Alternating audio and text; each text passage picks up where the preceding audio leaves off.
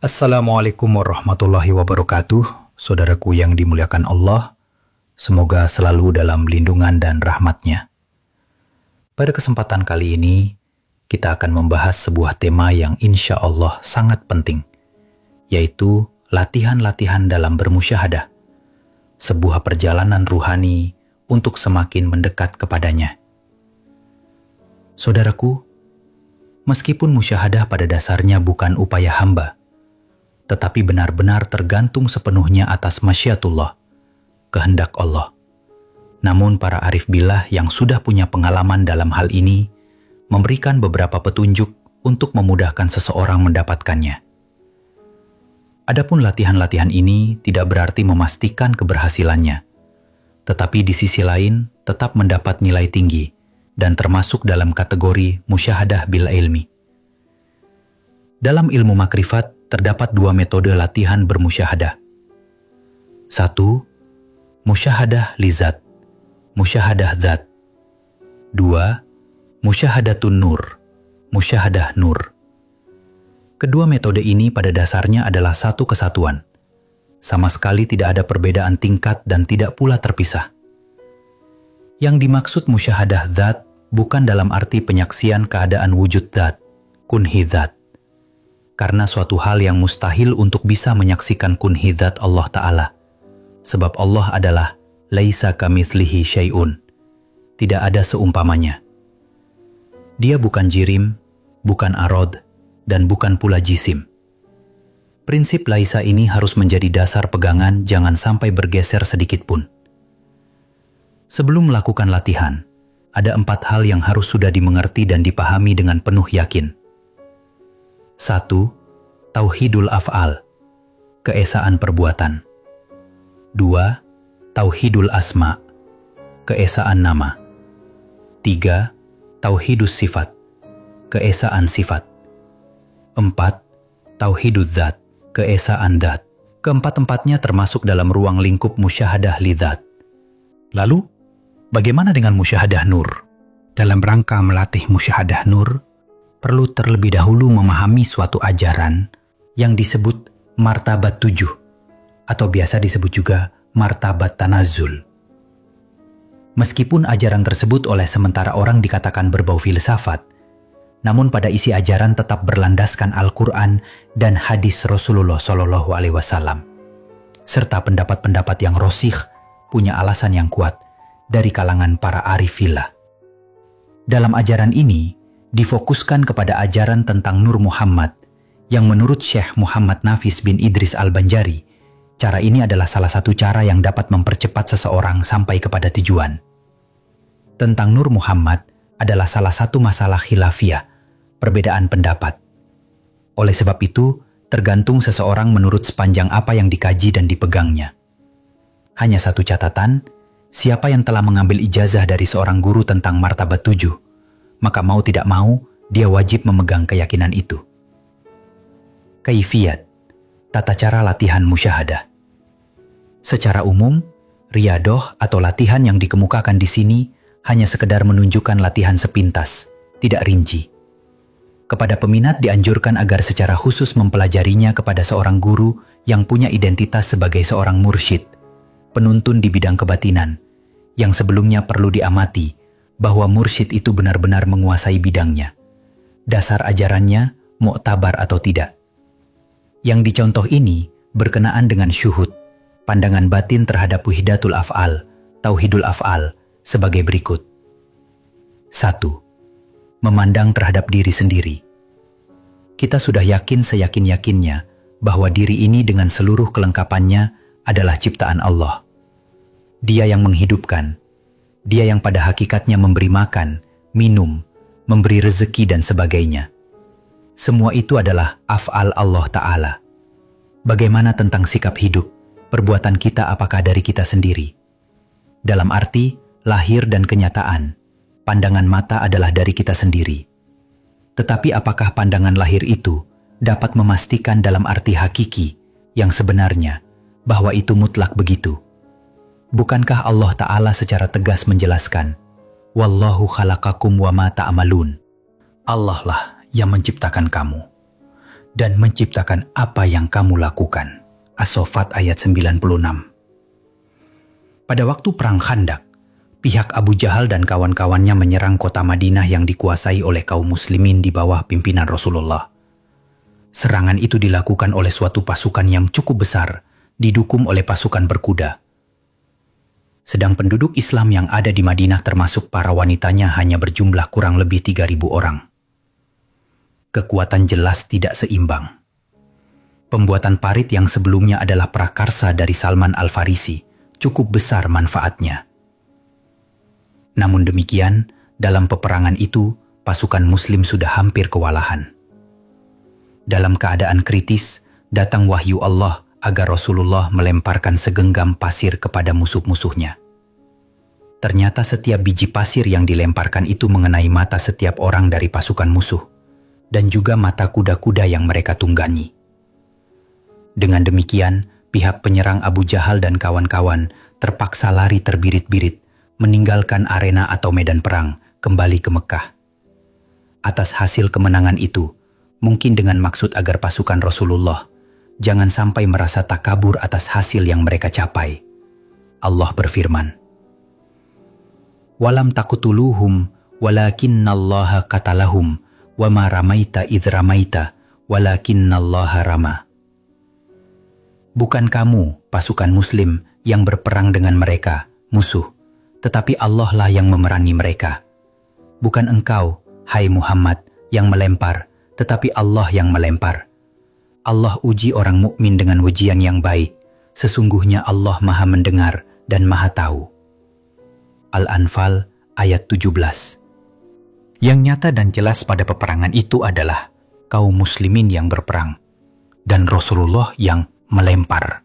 Tetapi kenapa Allah Ta'ala mengatakan bahwa yang berperang dan yang melempar itu Allah Ta'ala? Dengan dasar dalil tersebut, maka para arif meyakini benar bahwa apapun yang dilakukan oleh hamba pada hakikatnya adalah perbuatan Allah yang disandarkan kepada hamba. Hamba hanyalah mazhar objek perbuatannya, yang pada hakikatnya mazhar itu hanyalah majaz, bayangan semata-mata. Dengan uraian tersebut, hendaklah dimusyahadahkan apa saja yang dilakukan oleh diri sendiri, orang lain, seluruh peristiwa dan keadaan adalah af'al Allah pada hakikatnya. Kita pandang dan renungkan diri ini. Banyak pekerjaan yang telah dilakukan oleh diri di hari ini. Apa saja yang telah dibuatnya semenit yang lalu? Berapa jumlah getaran dan gerak mata selama waktu semenit itu? Bunyi apa saja yang terdengar? Perasaan dan pikiran apa saja yang terlintas? Ternyata tidak mampu memberi jawaban rinci dan mendetail. Setelah direnungkan lagi, ada bagian-bagian pada diri, denyutan jantung, peredaran darah di dalam tubuh, datangnya penyakit, ternyata tidak mampu dikuasai oleh diri. Siapa yang menggerakkannya dan melakukan itu semua? Mungkin itu karena adanya daya hidup sebagai penggerak. Daya hidup itu disebut ruh. Pertanyaan berikutnya, ruh atau daya hidup yang tidak berwujud dan tak tampak oleh mata, bagaimana mungkin dapat bersenyawa dengan tubuh kasar ini? Apa dan kenapa bisa timbul apa yang dinamakan kehendak? Hati berkehendak menggerakkan tangan dan kaki, lalu tangan dan kaki bergerak sesuai dengan kehendak hati. Kenapa hubungan itu bisa terjadi? Kata orang, si hati berhubungan dengan syaraf otak, lalu syaraf otak mengirim sinyal itu kepada syaraf tangan dan kaki, sehingga terjadilah gerakan. Bagaimana bisa terjadi hubungan dan keterpaduan antara hati, otak, dan anggota dengan kecepatan tinggi? Apa mungkin ada unsur lain yang lebih dominan menguasai terhadap diri? Seperti sebuah mobil misalnya. Meskipun mobil itu masih gres, bahan bakarnya cukup, tetapi nyatanya yang lebih dominan adalah sopir dengan menggerakkan kunci kontak dan menginjak starter. Bukankah sopir itu bukan mobil? Atau dengan kata lain, Pak Sopir adalah unsur lain dari mobil? Tambah tinggi bobot pertanyaan, tambah hening, diam tiada jawab. Disinilah si diri mengakui kelemahannya, kekurangannya, kebodohannya, ketidakmampuannya secara keseluruhan. Dia fana, sama sekali tiada arti dibanding dengan Allah Ta'ala yang lebih berkuasa dan menguasai dirinya. Akhirnya, si diri dengan suara sendu melampiaskan suara hatinya yang paling dalam. Nyata sekali bahwa diriku ini pada hakikatnya hanyalah laksana wayang di tangan seorang dalang. 2. Memandang sesuatu di luar diri. Banyak macam benda, peristiwa, dan keadaan yang terjadi di luar diri. Ada yang berkenan di hati, dan ada pula yang tidak. Bila dipandang dengan ketelitian batin, nyatalah bahwa semua peristiwa dan keadaan mempunyai hubungan antara satu dengan yang lainnya. Seakan-akan mata rantai yang tidak putus-putusnya. Seorang anak muda memandang dan merenungi sebuah kursi yang didudukinya. Kursi empuk itu baru kemarin dibelinya dengan uang gajian dari kantor perusahaan tempatnya bekerja. Dia datang ke toko furnitur dengan taksi yang lain. Si kursi satu setel diantar dengan pick up. Lalu bersama si istri, kursi ditata di ruang tamu. Berapa banyak orang dan benda yang terlibat untuk urusan satu setel kursi yang hadir di kamar tamu itu. Berapa banyak uang yang dikeluarkan. Berapa banyak orang yang sudah memegang uang itu dari tangan ke tangan.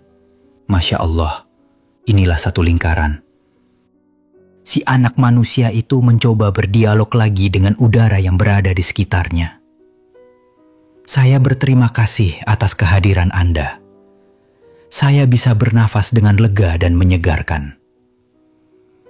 Kami memang bertugas untuk memenuhi segala ruang, kecuali ruang yang dikhususkan sebagai ruang hampa udara. Kata orang, Anda memiliki sesuatu zat yang dinamakan oksigen yang amat berguna untuk makhluk hidup, termasuk tumbuh-tumbuhan. Ya, bahkan lebih dari itu. Pada kami terdapat apa yang dinamakan zat kehidupan. Masyarakat Hindu dengan ajaran suara yoganya menamakannya prana, dan masyarakat Muslim menamakannya zat hayat, terdapat pada nafas. Bagaimana Anda bisa memiliki semua itu? Manusia benar-benar menghajatkan Anda kapan saja dan di mana saja. Pada alam sebenarnya, terdapat apa yang dinamakan hukum keterkaitan. Suatu sistem keterkaitan antara satu dengan yang lain teratur dan rapi sekali. Kami berikan apa yang harus kami berikan kepada tumbuh-tumbuhan dan daun-daun. Tetapi kami juga menerima apa yang dapat dan seharusnya kami terima dari mereka. Cahaya matahari yang menerpa gunung-gunung batu.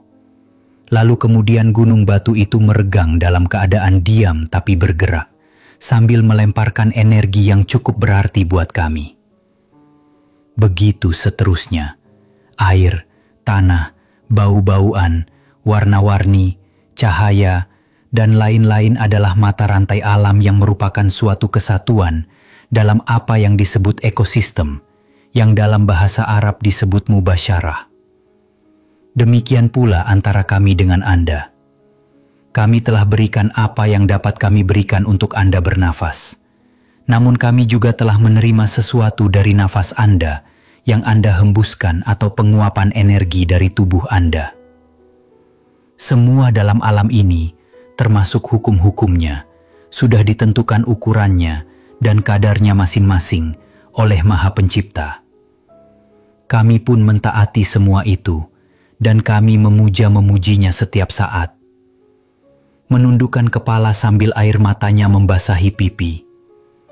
Allahu Akbar. Ya Allah, semua ini agaknya adalah af'almu yang maha agung. Kalau demikian, hamba-Mu yang doif ini hanyalah laksana sebutir debu dalam lautan Sahara, pasir luas yang tiada batasnya. Allahu Akbar. Sayup-sayup tetapi pasti, menyeruak suara halus dan amat indahnya dari Bahjatul Qalbi, relung hati yang terdalam. Wallahu khalaqakum wa ma ta'malun. Allah ciptakan kamu semua, dan Allah ciptakan pula apa yang kamu lakukan. 1. Memandang manusia lain dan serba-serbinya. Manusia memang makhluk sempurna. Perbedaan-perbedaan ras, warna kulit, ideologi, status sosial dan sebagainya merupakan ciri-ciri yang menunjang arti dan makna kesempurnaan itu secara global. Adanya perbedaan kepentingan, timbul pula perbedaan sikap dan tingkah laku. Ada yang benar, ada pula yang salah. Ada yang baik, ada pula yang jelek. Ada yang taat, ada yang maksiat. Kenapa itu bisa terjadi? Inikah kesempurnaan? Suatu keunikan dan penuh misteri, tetapi penuh keindahan. Setiap ada usaha atau upaya, cenderung terdapat adanya tantangan dan hambatan. Dalam hidup dan kehidupan, selalu saja ada cobaan dan problema. Setiap manusia, tidak ada yang menginginkan adanya tantangan, hambatan dalam kehidupannya. Tetapi, pada sisi lain, manusia mengakui bahwa semua itu adalah romantika kehidupan yang benar-benar mengasyikkan, laksana sebuah simfoni yang indah dengan lagu-lagu yang diaransir oleh tangan-tangan cekatan. Sebuah lukisan bermutu, apakah lukisan itu realis, naturalis, atau abstrak, atau berbentuk aliran apa saja? Tidak bisa tidak. Pasti, dalam susunan dan gugusan warna yang beraneka ragam, bermakna, dan penuh arti. Semua keadaan yang beraneka ragam itu membuat manusia bingung, nanar, sasar, tapi menakjubkan. Akhirnya, kullu syai'in la yakhlu min hikmah. Segala sesuatu tidak akan lepas daripada hikmah. Al-Hadis. Kalimat itu bukanlah sekedar penawar hati yang sedang bingung. Bukan pula hanya sekedar kata penghibur. Itu adalah suatu kenyataan. Terpandang seorang miskin tetapi beriman. Kasihan si miskin sebenarnya tidak ingin menjadi miskin. Dia tidak ingin menjadi beban orang lain. Tetapi dia juga pasrah dan rela menerima keadaan. Bermacam upaya dan usaha yang ditempuhnya, namun keadaannya tetap begitu. Dia pun mengerti bahwa banyak pihak khususnya pemerintah dan lembaga-lembaga sosial berupaya terus-menerus dengan program demi program untuk menciptakan kesejahteraan dan mengangkat taraf hidup mereka. Namun di hari ini keadaan mereka tetap begitu. Dalam kesendiriannya si miskin berdialog dengan dirinya sendiri dan kepada Maha Pencipta. Ya Allah, hamba ridho terhadap kodo dan kodarmu atas diriku. Segala perlakuanmu terhadap diriku ini atau terhadap apapun yang berada di alam ini menunjukkan keperkasaanmu dan kebesaranmu jua. Sekelumit rahasia yang dapat kuraih dari kemiskinanku ini, agaknya engkau jadikan hamba-hambamu yang miskin sebagai lahan untuk orang kaya yang beriman mengamalkan kekayaan yang engkau limpahkan buat mereka, dan kelak akan mereka terima hasilnya di hari akhirat. Engkau memang maha adil ya Allah. Hamba bermohon kehadiratmu, tetapkanlah dan tingkatkanlah iman dan amal kami. Jangan engkau goyahkan iman kami sedikit pun jua. Hanya inilah satu-satunya kebanggaan kami.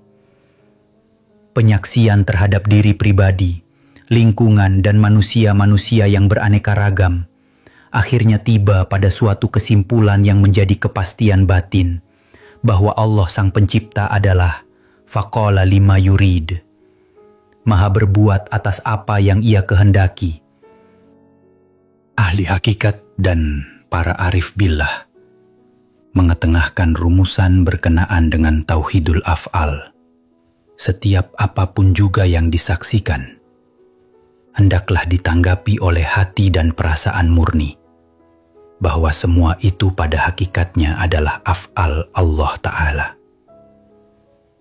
Setelah melihat betapa besarnya dan hebatnya af'al Allah, termasuk indahnya pengaturan segala sesuatu, alam serta isinya, mengatur gerak dan diam, mengatur tingkah pola manusia yang penuh misteri, meletakkan dasar-dasar hukum mubasyarah, hukum sebab akibat, dan sebagainya. Maka bagi hati orang yang beriman dan tertanam rasa yakin, terasa sekali betapa tiada artinya af'al hamba dibandingkan dengan af'al Allah Ta'ala yang amat mengagumkan. Dengan pandangan batin ini, maka hati, perasaan, dan akal pikir manusia secara jujur mengakui dalam arti hakiki, hilang sirnalah segala af'al hamba dan seluruh makhluk ini. Yang tampak dan jelas adalah af'al Allah Ta'ala. Kesimpulan itu adalah suara batin dengan penuh kejujuran. Bukan karena ujaran guru dan buku, bukan pula karena kata si arif atau waliullah. Semua guru, kitab-kitab dan ucapan-ucapan para arif hanyalah penuntun dan penunjuk jalan ke arah itu. Faminhul khairu wasyarru wan naf'u wad-darru wal imanu wal kufru. Maka dari dialah Allah, kebaikan dan keburukan, manfaat dan mudarat, iman dan kufur. Imam Ghazali, Minhajul Abidin. Syekh Said Abi Abdullah Muhammad bin Sulaiman Al-Tazli rahimahullah melukiskan pula perasaan beliau. Ya Allah, yang telah berfirman, dan firman-Nya adalah benar, dan Allah yang telah menciptakan kamu dan menciptakan apa yang kamu lakukan. Tak ada seorang pun di antara hamba-hambanya yang melahirkan ucapan, perbuatan, gerak, ataupun diam, melainkan sudah ada lebih dahulu pada ilmunya, qada dan qadarnya. Dalailul khairat. Untuk selanjutnya, tingkat kepahaman, pengertian, dan kesadaran, lebih-lebih bila dapat dirasakan dalam arti zauki, perasaan, maka semua itu akan sangat berarti. Setelah itu keyakinan akan berkembang ke tingkat asma, sifat, dan zat. Untuk semua ini perlu adanya konsultasi dengan syekh atau mursyid yang memimpin. Hal ini diperlukan agar jangan sampai terjadi pengalaman-pengalaman kebatinan yang malah dikendalikan setan atau jin. Kesimpulan dari semua ini adalah tidak ada suatu apapun yang dapat mendindingi Allah dari pandangan batin. Yang terdinding adalah manusia itu sendiri. Wallahu a'lam. Sebagai penutup, semoga apa yang telah disampaikan tentang latihan-latihan musyahadah bisa dipahami dengan baik. Mudah-mudahan bisa membantu kita lebih dekat dengan Allah, menyadari kehadirannya dalam setiap aspek kehidupan. Mari kita terus belajar dan melatih hati agar selalu ingat kepadanya, bukan hanya dalam ibadah, tapi juga dalam aktivitas sehari-hari. Semoga Allah memudahkan langkah kita dan menjadikan kita hamba yang selalu merasa diawasi dan dicintai olehnya. Wassalamualaikum warahmatullahi wabarakatuh.